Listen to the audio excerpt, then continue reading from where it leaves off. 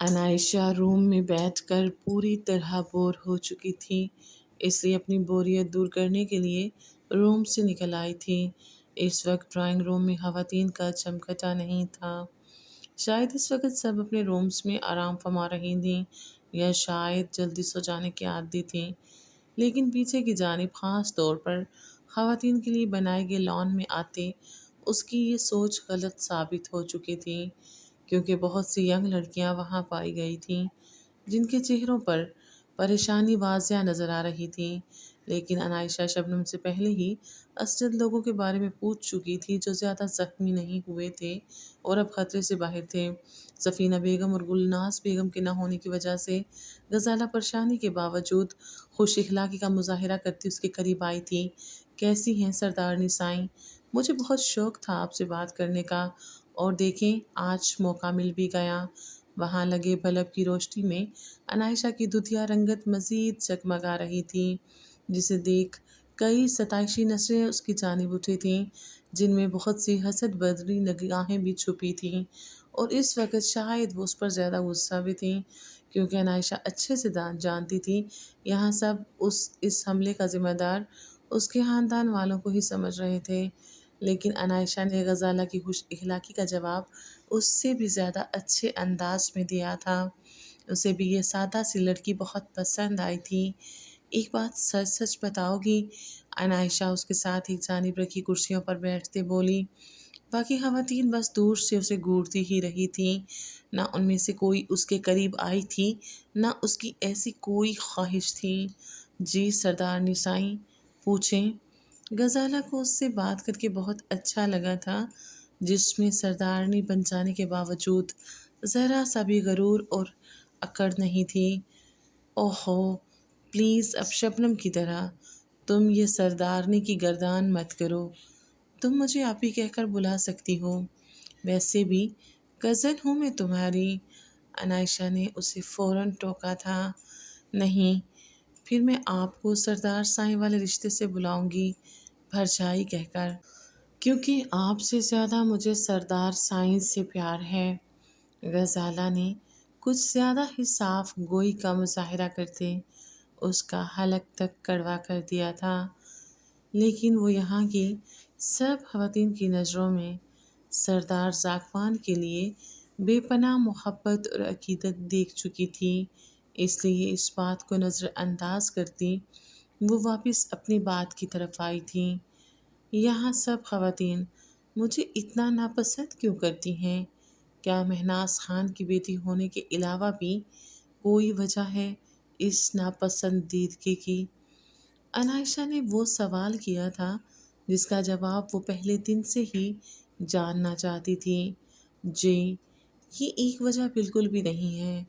شمیم دادی سائیں کے علاوہ باقی سب ہی بہت ناپسند کرتی ہیں آپ کو، اور آپ کے یہاں آنے سے بالکل بھی خوش نہیں ہیں، کیونکہ سب یہی چاہتی تھیں کہ سردار سائیں خولہ سے شادی کر کے انہیں یہاں کی سردارنی بنائیں اور دوسری بیوی آپ کو بنائیں، مگر سردار سائیں کی یہ بات مجھے بہت پسند ہے کہ انہوں نے ہمیشہ وہی کیا ہے جو ان کو ٹھیک لگتا ہے۔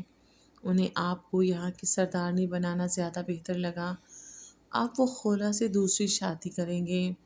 غزالہ نے اسے ساری صورتحال سے آگاہ کرتے آخر میں ایک بہت بڑا انکشاف کیا تھا اس پہ۔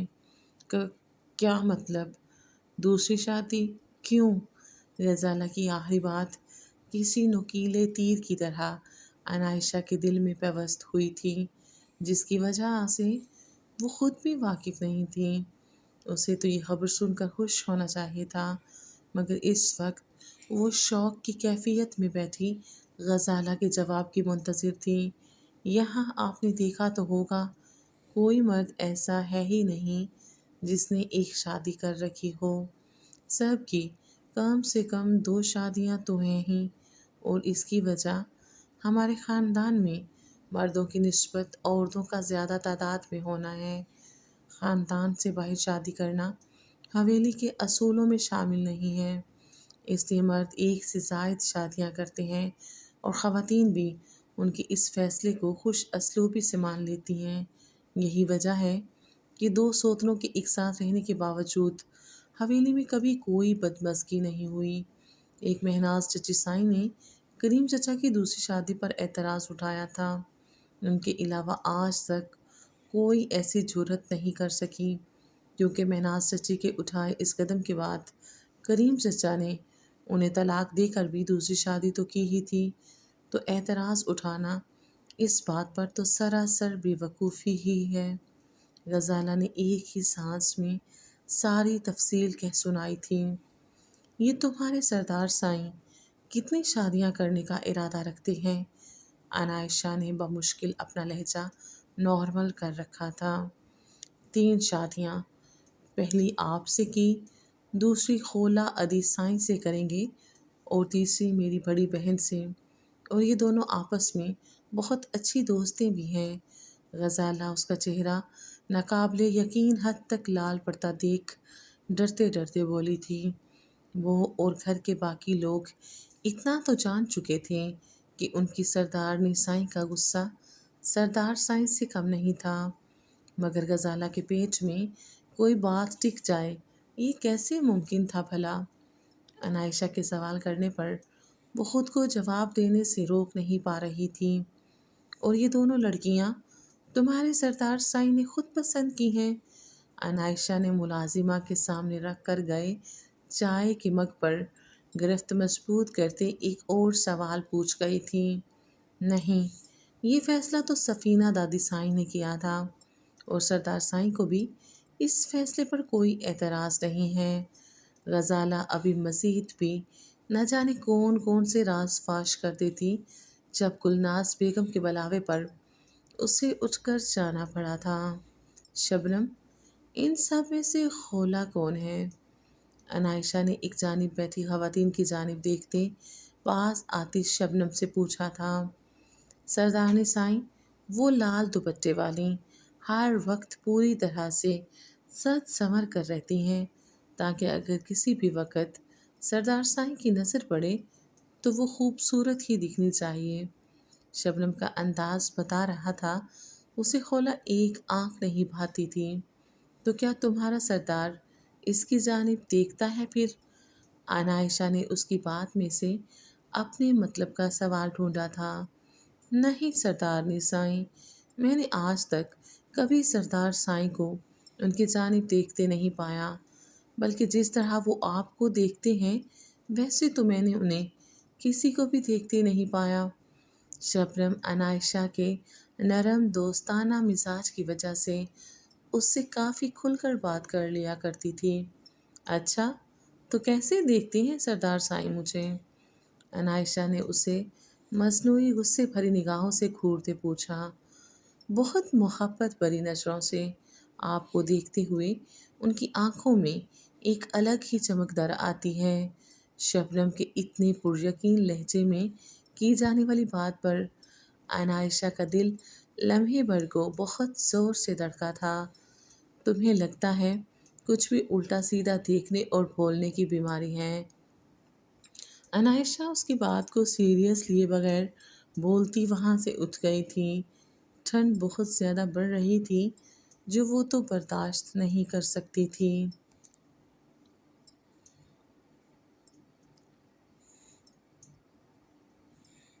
اگر ابھی بھی غصہ باقی ہے تو اس کرسی پر بیٹھ کر باقی کا بھی نکال سکتی ہو۔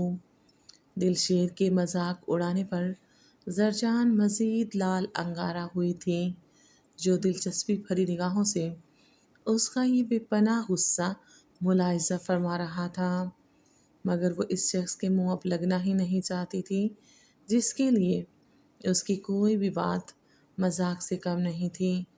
مجھے تم پر اعتبار نہیں ہے، میں تمہارے ساتھ تنہا ہوتے سو نہیں سکتی، تم بیڈ پر سو سکتے ہو۔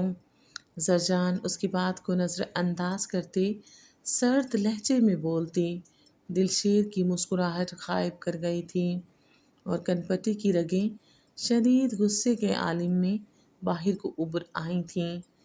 تم سمجھتی کیا ہو خود کو؟ میں کب سے بنا کچھ بولے تمہاری ہر فضول بات سنی جا رہا ہوں۔ اس کا یہ مطلب نہیں کہ تم کچھ بھی بکواس کرو گی۔ تمہاری عزت میری۔ دلشیر اس کے بالوں کی گتی میں ہاتھ پھنسائے اسے اپنے قریب کھینچ چکا تھا، اتنا کہ اس کی گرم سانسوں سے زرجان کو اپنا چہرہ جھلستا ہوا محسوس ہوا تھا۔ دلشیر جذبات کی رو میں بہکتا ایک ہی سانس میں بولتے اچانک رک گیا تھا۔ اس کے رکنے کی وجہ کوئی اور تھی جسے کچھ اور سمجھتے۔ زرجان کے چہرے پر طنزیہ مسکراہٹ بکھر گئی تھی۔ نہیں، میری عزت تمہاری عزت کبھی نہیں ہو سکتی، کیونکہ میں تمہارے اس سردار کے دشمنوں کی بیٹی ہوں جس کا دل ایک بار اپنے سردار کے رچائے گئے کھیل کے مطابق توڑ چکے ہو تم۔ اب کیا پتا تمہارے سردار نے تمہیں کسی نئے حکم کے ساتھ بھیجا ہو یہاں۔ وہ گنڈے یوں جنگل میں پھنس جانا، یہ سب تم لوگوں کی کوئی نئی چال بھی تو ہو سکتی ہے نا۔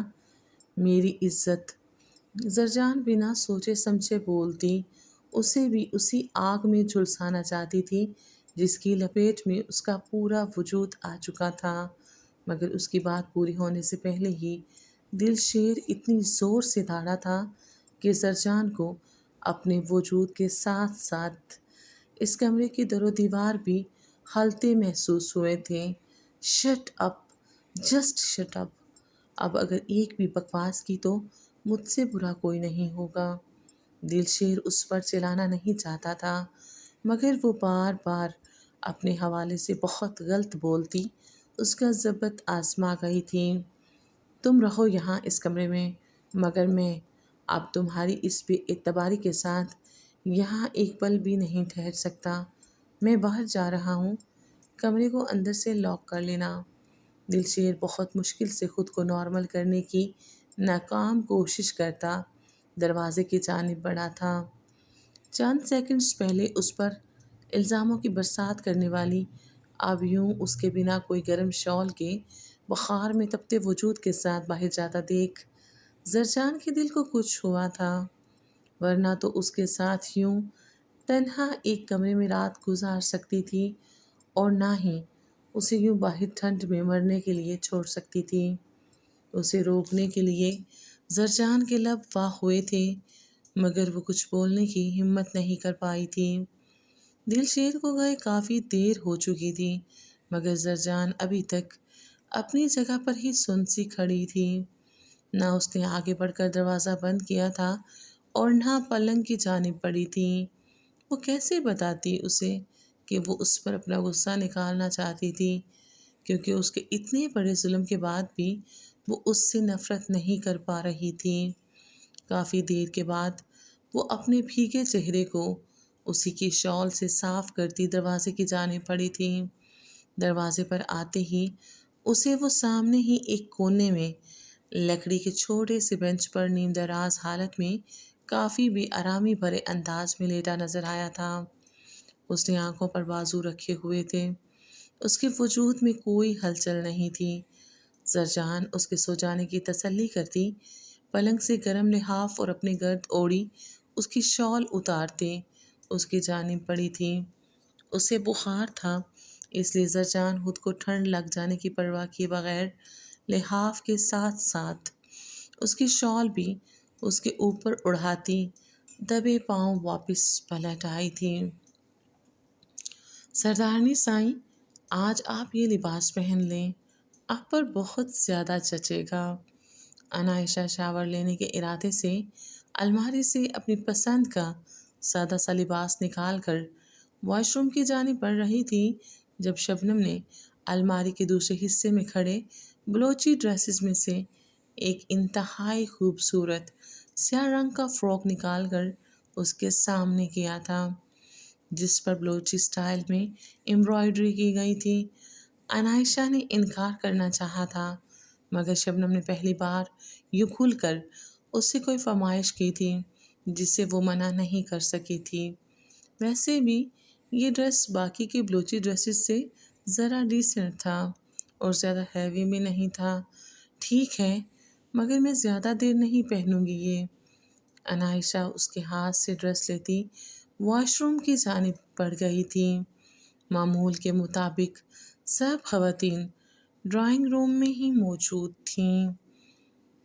عنائشہ شبنم کی کسی بات پر مسکراتی اسی جانب آ رہی تھی، مگر اس پر نظر پڑتے ہی سفینہ بیگم سمیت باقی سب بھی نظریں ہٹانا بھول چکی تھیں۔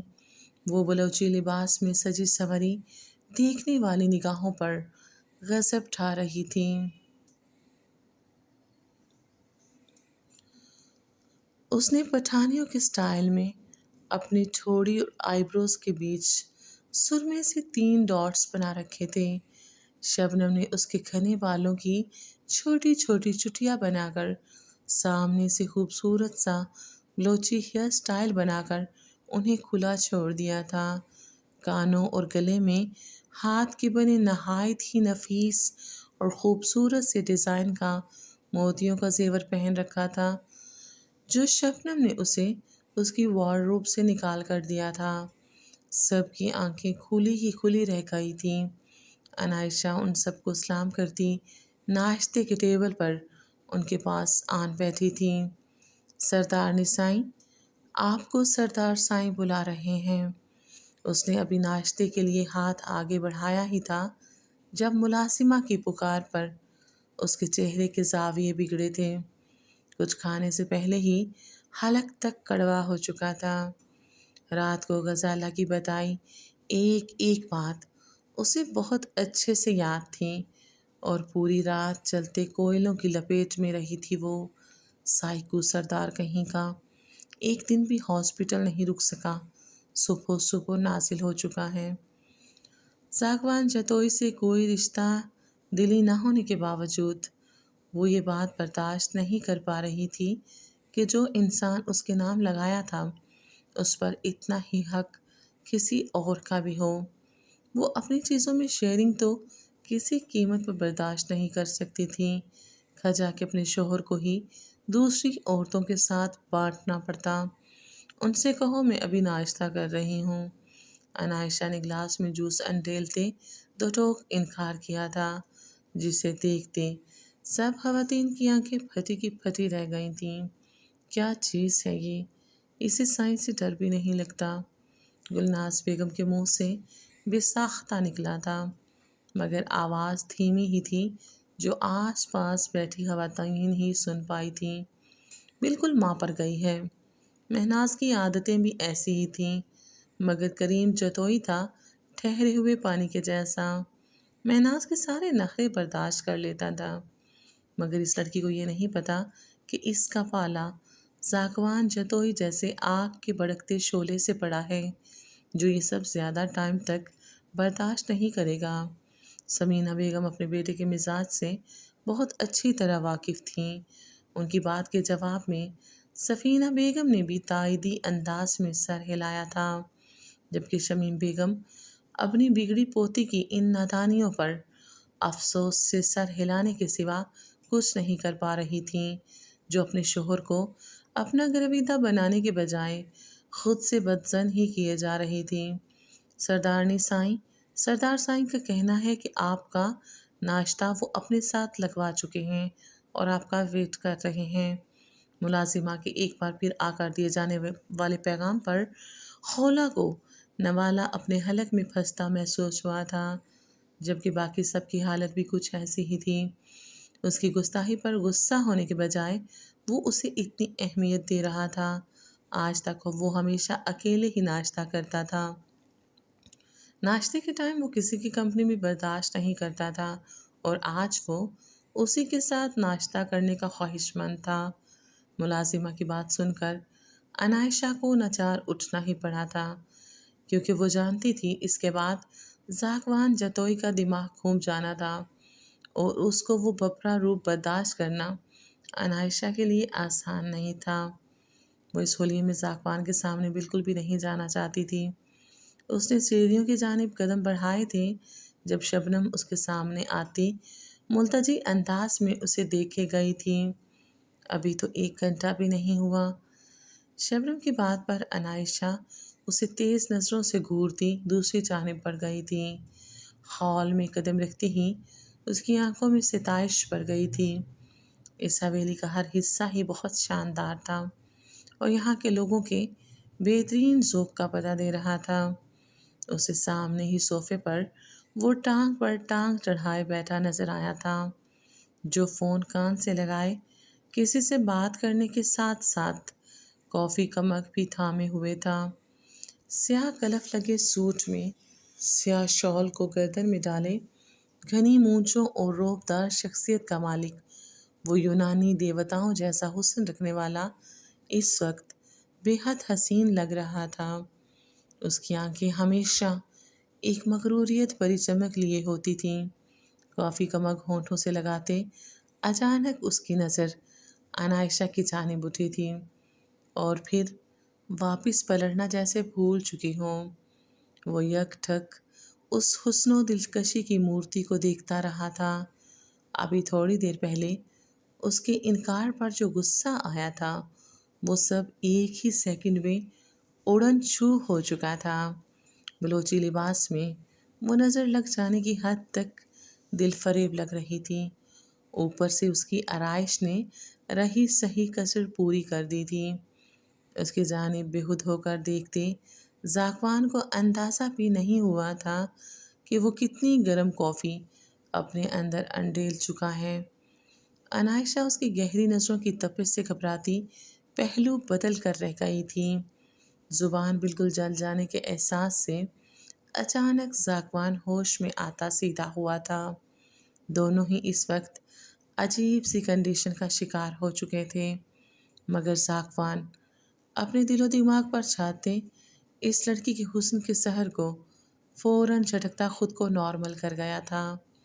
ہمیشہ اپنے ہر عمل پر اختیار رکھنے والا، ہر شے سوچ سمجھ کر کرنے والا، نہ جانے کیوں اس لڑکی کے آگے خود پر سے اختیار کھو بیٹھتا تھا۔ تشریف لائیں سردارنی صاحبہ۔ سردار ذاکوان جتوئی کو انتظار کرنے کی عادت نہیں ہے، آپ کو یوں انتظار کروانا مہنگا بھی پڑ سکتا ہے۔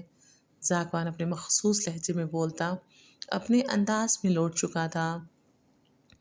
مگر عنائشہ اعظم خان کو دوسروں کو انتظار کروانے کی عادت ہے سردار سائیں، آپ کو عادت ٹالنی پڑے گی۔ عنائشہ اس کے دائیں جانب رکھے صوفے پر بیٹھتی اسی کے انداز میں جواب دے گئی تھی۔